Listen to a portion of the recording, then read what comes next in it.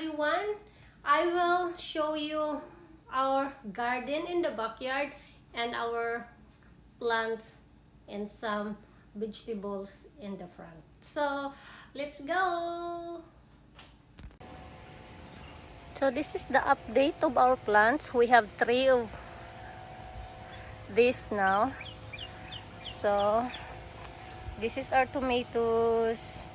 So, we put a cage on it. And then this is our jalapeno, and then I just transferred the okra today. And then this is our jalapeno too, this one. And then the pea.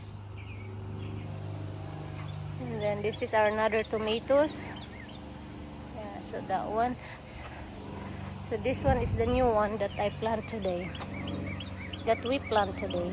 So this is green bell pepper. So that one, we are out of raised bed garden, so we just use this. So yan.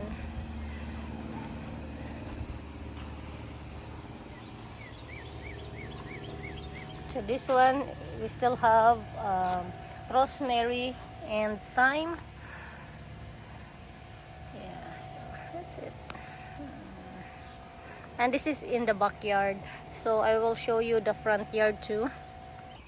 So in our front yard, as long as you get out in the door, so you will see our flowers.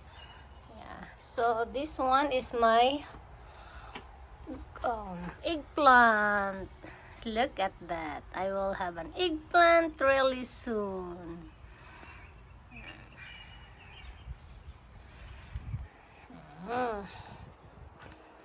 So this one, dili ni siya ano ha, sagbot. Kuan na siya, no.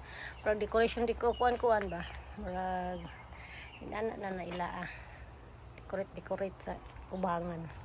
Pag sagbot pero di siya sagbot. May eggplant. Then ang aking okra, but they're not doing really good.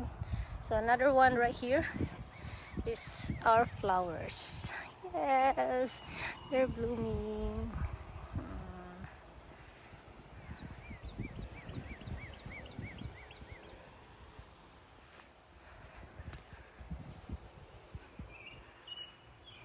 That's it. So my eggplant, before I plant flowers in here, but now I plant okra. So